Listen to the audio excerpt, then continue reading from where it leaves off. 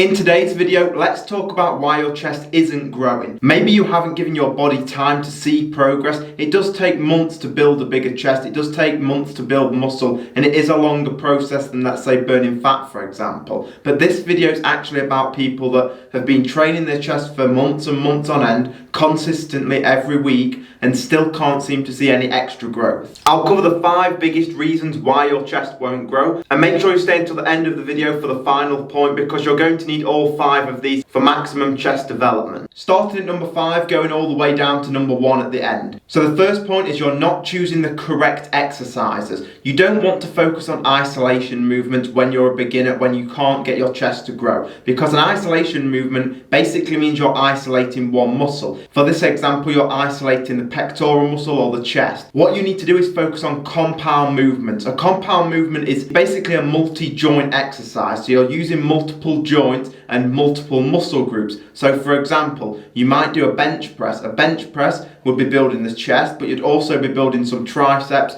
and some shoulders as well. Performing compound movements is going to help you build more muscle. If you're just doing cable flies or chest flies, and you're just trying to isolate the chest, if you're a beginner, you're wasting your time. You need to spend all of your time on compound movements. The 3 best exercises that you need to build a bigger chest, this is the foundation that I built my chest off, and I would say out of all my body parts, chest is probably my best body part, is the barbell bench press, the chest dips, and then the dumbbell incline bench press. Those 3 exercises are the only 3 you should focus on for the first at least year of your training. The number 4 reason your chest won't grow is because you're not getting optimal sleep. You need sleep for your muscles to repair and to regrow. Just to quickly explain for our beginners, you don't build muscle while you're in the gym. You're actually breaking down muscle fibers when you're in the gym. When you grow, when you get bigger, when your chest will actually grow, is when you are asleep. So the more sleep you get, the more muscle you will build, obviously in combination with all the other aspects, such as your training and other things we're going to talk about later in the video. But you need all of those things working together to build more muscle. And simply put, the more sleep you get, the more muscle you will build. If you've enjoyed anything in this video so far, then just click the like button. It takes a second and it really helps me out, lets me know I'm doing a good job, and it helps the channel grow as well.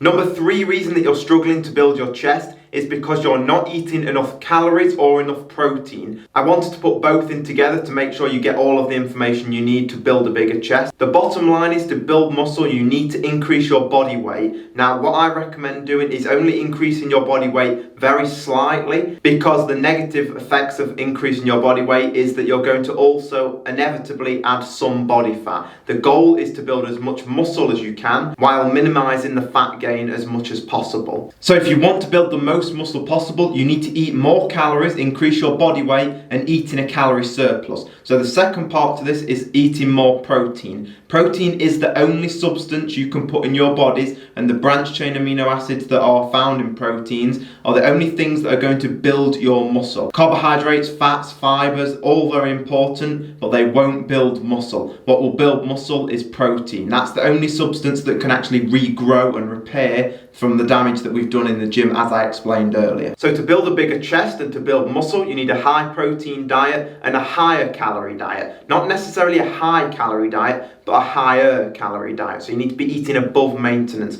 If you stay until the end of the video, I'll share with you how you can work out how much protein you need each day and how to eat in a calorie surplus so that you can build muscle without gaining too much body fat. I'm going to share with you those calculations at the end of the video. It's really simple so that you can work out exactly how many calories and how much protein you need for your specific body. The number 2 reason that your chest won't grow, and don't go anywhere, because we have number 1, which I think is the most common mistake that everybody makes, and also we have the bonus tip as well. Number 2 is not performing enough weekly training volume. A lot of the time people are actually doing too much work. People think that the more work you do on the chest or any body part in general, the more you will grow. And I have a video on overtraining, I'll link that at the end of this video. But when it comes to chest growth, you need to make sure you're performing the optimal amount of sets each week. I recommend between 12 and 15 sets per week. Going over 15 sets per week, unless you're a really advanced lifter, performing more than 15 sets per week is just going to make you more fatigued, and it's actually not going to allow you to recover like we spoke about earlier. You can only grow from the work that you can recover from. So if you can't recover from more than 15 sets of chest a week, and here's the thing, most of you think you can, but most of you can't. Just because you think you can, you wouldn't be watching this video if what you was doing is working for you. So if you're doing too many sets,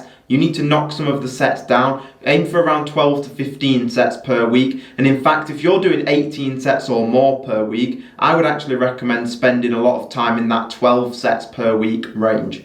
On the other hand, if you're doing too little volume, you're not consistent enough, then you won't see growth either. So if you're doing, let's say, less than 9 sets per week and you're not really consistent, then that's why your chest isn't growing. The number one reason your chest won't grow, and I think this is the most common mistake that people make, and it's a mistake that if you walk into a gym, you will see a lot of people doing with your own eyes. You can analyze this, and that is you're using incorrect form or you're doing something wrong when lifting the weights. So first of all, don't lift heavy weights. Lifting heavy weights definitely can help build muscle, certainly will help you build strength, but if you're not lifting the weight correctly, lifting heavy is not going to help you. The most common reason people are lifting heavy is because they're trying to impress other people, or they don't want other people to think they can't lift as much as them. So first of all, lighten the weight, aim for around 10 to 12 repetitions, and the other thing is lift the weight slowly. A lot of people are racing through the repetitions, just getting the job done, just going from A to B. That isn't how you build a bigger chest, and it's not how you build any muscle. If you want to build a bigger chest, you have to activate the chest. You have to activate the muscle fibers in the chest. The way you do that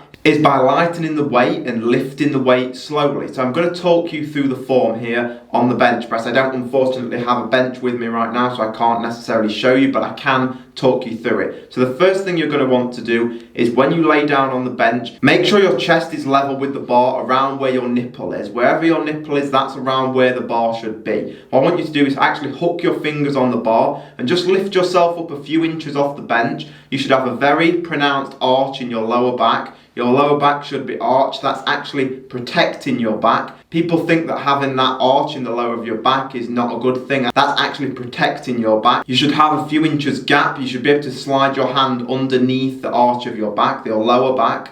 Then what I want you to do is pull your shoulders back, but also down. So we're going like this. Let me just show you. We're going back and down. That is then allowing your chest to be pushed upwards, and I want you to do that as well. So back, down, and push your chest out. So you're really pushing your chest forward and your shoulders are back. What we're really doing is retracting the scapula, which is right in the middle of your upper back, right in the middle of that upper back. Think about someone touching the middle upper back and you're trying to squeeze their finger. If you can squeeze those muscles together on your back, that's then going to help you engage the chest and work the chest more. So then when we're lowering the weight, obviously we've got the arch in our back, we've set ourselves up with our shoulders and our upper back, the bar is level with our nipple, and we're lowering the weight very slowly. Now the other key is don't let your elbows flare out like this. You see people flaring their elbows out, bad idea, can cause injuries. But even when it doesn't cause injuries, the biggest problem is you're not working the chest as much as you are if you're keeping your arms at the side of your body. So think about tucking your elbows into your rib cage. So when you're coming down, you're trying to tuck your elbows in. You're keeping all of the forms strict, as I've explained, and that's how you can activate your chest. You should feel the chest.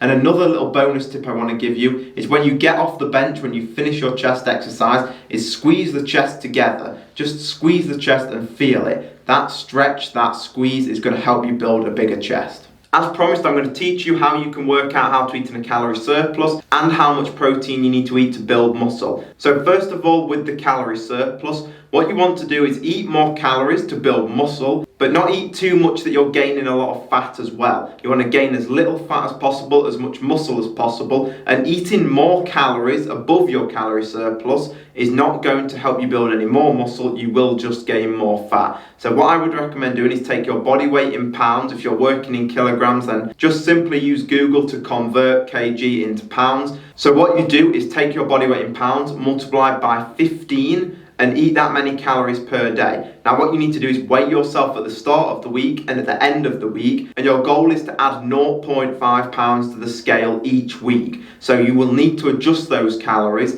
based on how much weight you gain. If you gain a pound in that first week, then you want to taper those calories back by 100 or 200. If you don't gain anything or you gain 0.1 pounds, then you need to add a few hundred extra calories. You will find your sweet spot, and that will change over time as your metabolism increases, so you're slowly just adjusting those calories but you will be in that position where you only have to adjust slightly, maybe by 50 or 100 calories. To work out how much protein you need to eat per day, take your body weight in pounds, multiply it by 1 and eat that many grams of protein per day. If you are a total beginner and you feel overwhelmed, a lot of these things are new to you, what I recommend doing is just try and hit around 100 grams a day. Just because trying to do everything at once, your sleep, your nutrition, eating healthy foods, cleaning your diet up, training, focusing in your training sessions, it is a lot to take in, it's a lot to apply all at once, and it can be overwhelming, and a lot of times people don't do anything because they're trying to do too much. So it's okay to just sort of go for 100 grams and not take things as seriously in the beginning, but as you progress, as you build habits and get used to training and get used to staying consistent, then you can start to really hone in on how many grams you should be eating every day. So the video you will want to watch next is the video I did on overtraining. If you want to build muscle or build a bigger chest,